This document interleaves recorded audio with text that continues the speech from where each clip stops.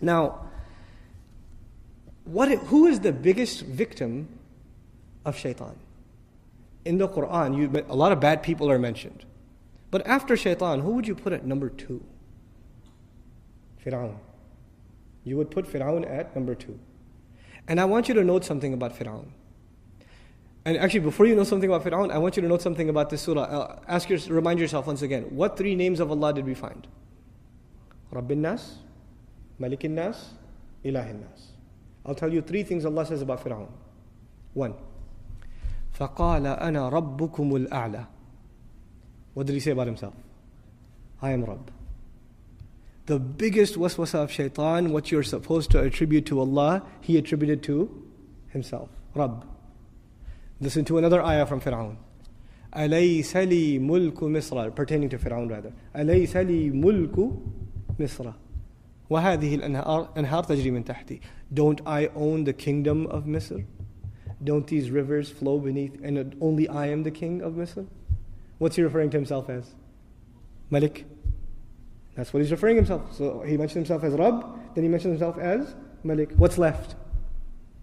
Ilah. Let's see if he committed this crime too.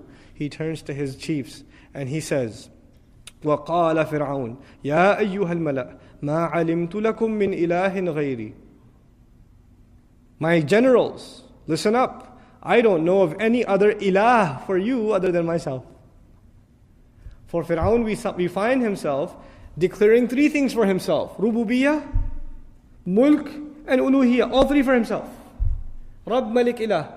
We find this sampling that Allah has given us in the Quran is very important. It shouldn't be overlooked. And it's not just for you and I to say, oh man, Fir'aun, la'anahullah, what a loser. But there's something here. That is what the waswasa of shaitan can lead to. What was the biggest problem of shaitan? Shaitan himself, what was his biggest problem? Arrogance. Arrogance. What is the biggest thing he could instill inside a human being? Arrogance. And what is the worst manifestation of arrogance? Fir'aun. But you don't have to reach Fir'aun to be worried that you're headed down the same road that leads to Fir'aun. Today we are not living in a time where people declare themselves gods over others. But we are living in times where people declare themselves gods over themselves. They declare themselves their own master. I am my own man. I am my own master. They declare themselves their own king. King of the house. King of my territory. King of my domain. They declare themselves their own ilah. Their own hawa, their own desires become their ilah. أَرَأَيْتَ مَنِ اتَّخَذَ إِلَهَهُ هَوَاهُ. Did you see the one who takes his desires and turns them into his ilah? Even.